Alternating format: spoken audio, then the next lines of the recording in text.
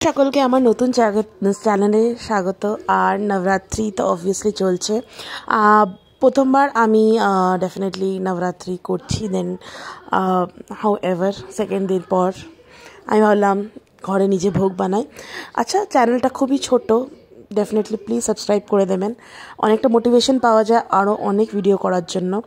আর আজকে আমি শেয়ার করছি আমার ব্যালকনি আপনারা দেখতে পাচ্ছেন কিভাবে সাজিয়েছি, কী কী গাছ আছে।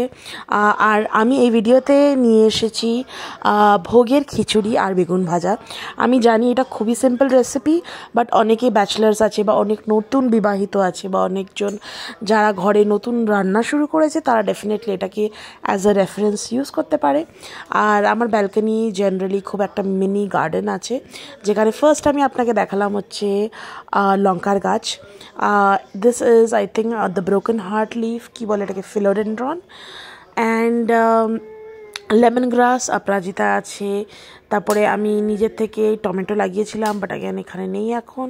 জেড প্ল্যান্ট অ্যান্ড কারি পাতা, বেল ফুল আর তুলসী গাছ তো অফকোর্স, কিছু মানি প্ল্যান্টের কাটিং যেটা আমি বাইরে থেকে নিয়ে এসেছিলাম।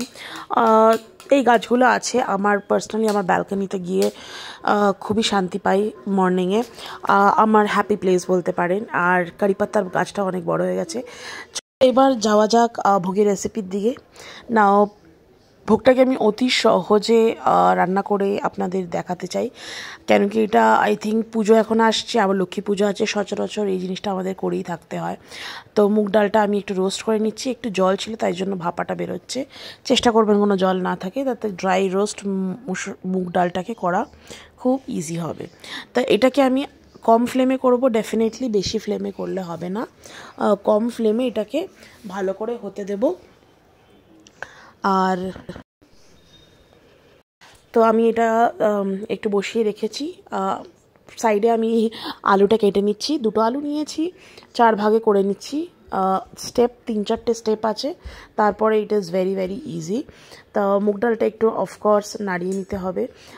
দেখছেন আপনারা একটু ব্রাউনিশ মারুনিশ হয়ে এসছে। তো ততক্ষণ অবধি ভাজতে হবে যতক্ষণ একটা খুব সুন্দর একটা গন্ধ না বেরোয়। যেমনি গন্ধ বেরিয়ে যাবে মনে করবেন মুগ ডালটা ভাজা হয়ে গেছে। আর এবার পালা হবে আলু ভাজার। আলুটাকে গোট গোট করে নুন দিয়ে আর হলুদ দিয়ে ভালো করে ভেজে নিলেই হয়। এতে কি হবে বললেন তো, আলুটা আধা এখানেই সেদ্ধ হয়ে যাবে।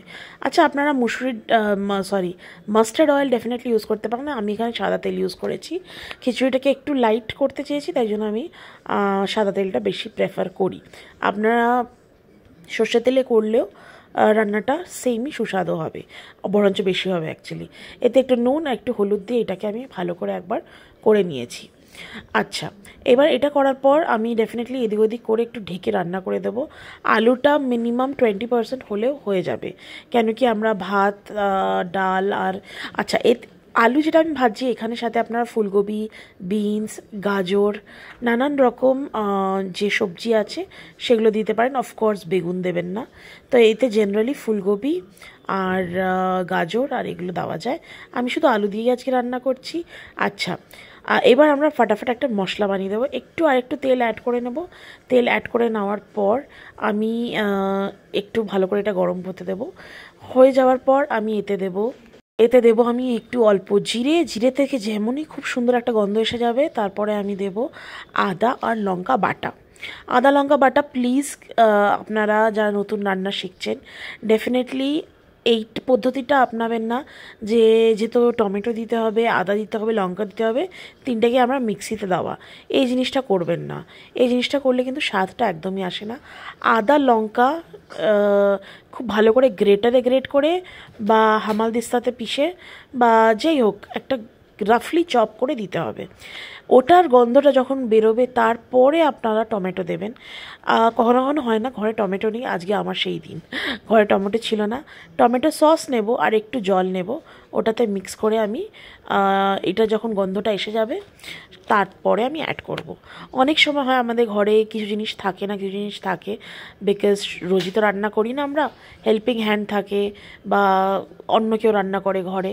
রোজ যারা রান্না করে তাদের জন্য সুবিধে, বাট অ্যাগেন আমার দিদি আসে, আজকে দিদি আসেনি। তো এবার আমি এরপরে এটা ভালো হয়ে যাওয়ার পর সসের মধ্যে একটু জল দিয়ে এটাকে ডাইলিউট করে এর সাথে ভালো করে এটার পর আমি এটাকে ভালো করে নেব। আমি জানি একটু টাইম দিয়েই দেখাচ্ছি, কেন কি অনেকে না বলে ভোগের খিচুড়ি ঘরে রান্না করলে সেই স্বাদটা আসে না। স্বাদটা কেন আসে না, কেন কি আমরা ভালো করে কষিয়ে রান্নাটা করি না।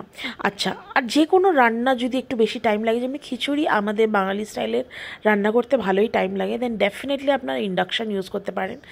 বিশ্বাস করবেন না, ইন্ডাকশানে রান্নাটা খুব তাড়াতাড়ি হয়ে যায়। আচ্ছা, এতে আমি কি দিলাম, হলুদ, ধনে গুঁড়ো দিলাম। আচ্ছা, জিরেটাকে ভালো করে রোস্ট করে ওটাকে নিজের হাতে মানে গ্রাইন্ডারে আমি পিষেছি। তো এটা রেডিমেড জিরা মশলা না, তো চেষ্টা করবেন জিরা মশলাটা ঘরে বানিয়ে করার, তাতে স্বাদটা আলাদা লেভেলেই এনহ্যান্স হয়ে যাবে। আচ্ছা, অনেকেরা বলবে আমি মিষ্টি দিইনি, কেন কি সসে ডেফিনেটলি সুগার থাকে, তাই জন্য আমি চিনি দিইনি। এখানে আপনি মানে খুব কম অংশে যেমন দেন সেটি দিতে পারেন। আচ্ছা, এবার চাল আর ডালের রেশিওটা বলে দিই। আমি যেটা করি ওটা হচ্ছে 1:2 বা 3। আমি জেনারেলি 1:2 এর রেশিওতেই করি। যদি 1 ভাগ ডাল থাকে তাহলে 3 ভাগ চাল, 2 ভাগ জেনারেলি 1:3 এর রেশিওতে। এরপর আমি মুগ ডালটা দিয়ে দিচ্ছি। এবার মুগ ডাল আর গোবিন্দভোগ চাল। আচ্ছা, আমি বলিনি গোবিন্দভোগ চাল নিয়েছি, গোবিন্দভোগ চাল নিতে পারেন। সাউথে থাকলে ওটাকে জিরা রাইস বলে। আর গোবিন্দভোগ চাল যদি না থাকে, অফকোর্স কলকাতাতে তো ইজিলি পাওয়া যায়। যদি আপনারা কোনো অন্য স্টেট থেকে দেখে থাকেন, তাহলে বাসমতি রাইসের একটা রাইস আছে, যেটা ভাঙা বাসমতি রাইস বলে, সেটাও ইজিলি অ্যাভেলেবেল থাকবে আপনাদের স্টেটে। ওটা আপনারা ডেফিনেটলি ইউজ করতে পারেন। কিছুক্ষণ আপনারা রেখে দেবেন মশলাটাকে কষানোর জন্য। আমি এখানে একটু উষ্ণ জল নিতে গেছি, এতে উষ্ণ জল অ্যাড করবেন। খিচুড়ি কোনো রান্নাতেই আপনারা ঠান্ডা জল অ্যাড করবেন না, বা রুম টেম্পারেচারও অ্যাড করবেন না। এখানে আমি একটু উষ্ণ গরম জল অ্যাড করব। আচ্ছা, ততক্ষণে পুরো রান্নাটা আপনি ইন্ডাকশানে করেন, গ্যাসে করেন, খুব কম আঁচে রান্না করবেন, কেন কি এতে ডালের পুড়ে যাওয়া বা মশলা পুড়ে যাওয়ার 100% চান্স আছে। এবার উষ্ণ জলটাকে আপনারা ভালো করে মিশিয়ে নেবেন, আর এটা থেকে একটু ঢেকে রান্না করলে বেস্ট। আমি এটা একটু ঢেকে দেবো। তারপর যেই গোবিন্দভোগ চালটা আমি ভিজিয়ে রেখেছি সেটাকে আমি অ্যাড করব। এবার এটাকে ঢাকনা দেওয়ার পালা। 10 মিনিট হয়ে গেছে। তারপরে আমি চালটাকে ভালো করে করে দিয়েছি। অনেকেরা জল নেয়, অনেকেরা জল নেয় না। জল না নিয়ে একটু রোস্ট করে দিলে ডালের সাথে এটা ফ্লেভার ভালো আসে। তো এটা ডালের সাথে আমি গোবিন্দভোগ চালটাকে রোস্ট করে নিচ্ছি। একটু জল দেখতে পাচ্ছেন আপনারা, এটা তাই জন্য দেওয়া হয়েছে কেন কি মশলাগুলো পুড়ে না যায়। তো এবার আমি আরেকটু গরম জল দিচ্ছি। এবার এটা দিয়ে একটু নুন অ্যাড করব, একটু ঘি অ্যাড করব, আর এটাকে ঢেকে আরামসে রান্না হতে দেব। খুবই সহজ রেসিপি, কিন্তু অনেকেরা আমি দেখেছি, ইভেন বাঙালিরাও ঠাকুরের ভোগ প্রেশার কুকারে রান্না করতে চান। আমি বুঝি না প্রেশার কুকারে রান্না করা আর ডেচকি বা বড় পাত্রতে রান্না করার মধ্যে অনেক তফাৎ আছে। এই তফাৎটা যেদিন আপনারা বুঝতে পারবেন, রান্নাটা অটোমেটিকলি ভালো হয়ে যাবে। ফর অল দ্য ব্যাচেলার্স যারা বলে একদমই আমাদের খিচুড়ি ভালো হয় না, কেন কি প্রেশার কুকারের রান্না কখনও তেমন সুস্বাদু হয় না যেভাবে আমরা ঢেকে ঢেকে কষিয়ে রান্না করি। তো চলেন, এটাতে আমি ঘি দিয়ে দিয়েছি। এবার আমি একটু নুন দেবো, এটাকে ঢেকে ভালো করে রান্না হতে দেবো।